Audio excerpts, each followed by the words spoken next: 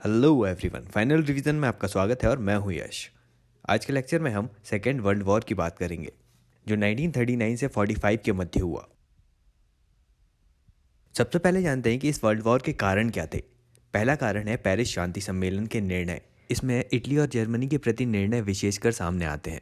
इन निर्णयों ने जहां एक तरफ इटली को पूर्ण अधिकार न देकर उसे अपमानित फील कराया, वहीं जर्मनी को पूर्णतः अपराधी बनाकर उसे अपमानित किया।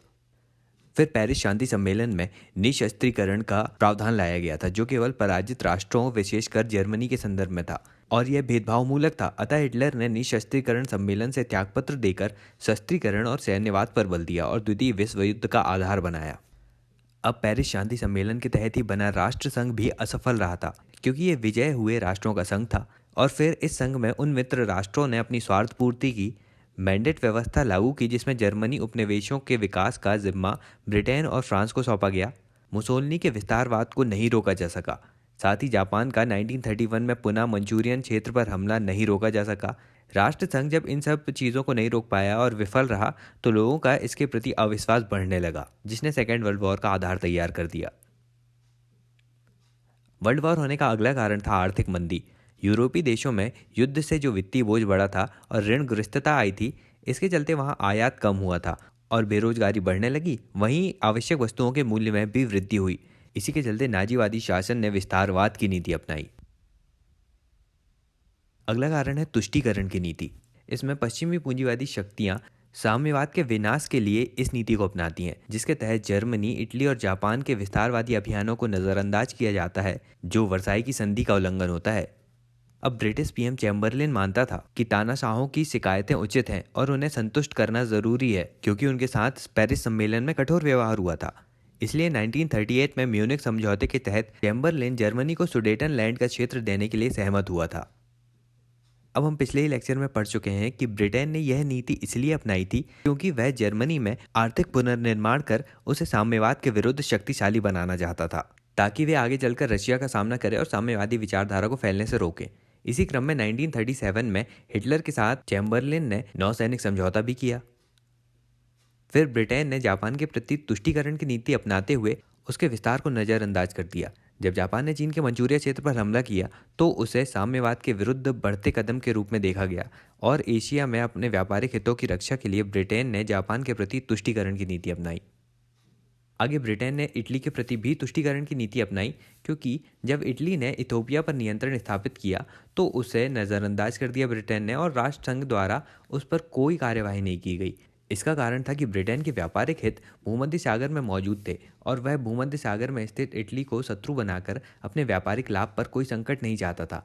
इस तरह तुष्टीकरण की नीति के चलते फासीवादी शक्तियों का मनोबल और साहस बहुत बढ़ गया और वे मनमाने तरीके से राज्यों की सीमाओं पर अतिक्रमण करने लगे, जिसका परिणाम सेकेंड वर्ल्ड वॉर के रूप में सामने आता है। अब वर्ल्ड वॉर होने का अन्य कारण था स्पेन का गृह युद्ध। 1936 में स्पेन के जनरल फ्रैंको ने वहां की गणतंत्रात्मक शासन के विरुद्ध कार्यवाही शुरू कर दी। इस तरह स्पेन में गृह युद्ध शुरू हुआ। जर्मनी और इटली ने जनरल फ्रैंको की प्रत्यक्ष रूप से सहायता की, जबकि सोवियत संघ ने स्पेन के गणतंत्रात्मक सरकार का समर्थन किया। अब यहाँ फ्रांस और इंग्लैंड लोकतंत्रात्मक देश होते हुए भी स्पेन की गणतंत्रात्मक सरकार का सहयोग न कर सके। अतः 1939 में जनरल फ्रैंको ने जर्मनी और इटली के सहयोग से गणतंत्र को समाप्त कर तानाशाही शासन की स्थापना की। अब इस घटना में पश्चिमी लोकतांत्रिक देश जो लोकतंत्र की रक्षा का दिखावा करते थे, उनकी पोल खुल गई थी और इससे विस्तारवाद को भी बढ़ावा मिला। फिर हिटलर डार्जिलिंग नगर बंदरगाह के लिए पोलैंड पर हमला करता है आगे और रूस से अनाक्रमण की संधि करता है। अब ये संधि कर लेने से बाकी देश तो असंतुष्ट हो गए थे, क्योंकि वे सोच रहे थे कि हिटलर रशिया पर आक्रमण करेगा। लेकिन जब हिटलर ने रशिया से अनाक्रमण संधि करके पोलैंड पर आक्रमण किया, तो पोलैंड पर होने वाले आक्रमण का विरोध सीधे ब्रिटेन और फ्रांस करते हैं और वे जर्मनी के विरुद्ध युद्ध की घोषणा कर देते हैं और सेकेंड वर्ल्ड वॉर आरंभ हो जाता है। चलिए आगे जानते हैं कि सेकेंड वर्ल्ड वॉर के परिणाम क्या रहे। इस वर्ल्ड वॉर के बाद यूरोप के प्रभुत्व में कमी आई और अमेरिकी प्रभुत्व की स्थापना हुई। विश्व रंगमंच पर अब अमेरिकी शक्ति स्थापित हो गई थी।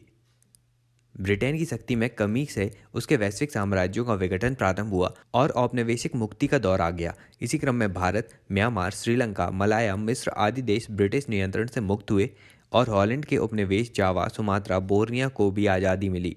ये इंडोनेशिया के रूप में एक साथ संगठित हुए और जापान के क्यूराइन द्वीप तथा सखालिन द्वीप पर रूस का अधिकार हुआ।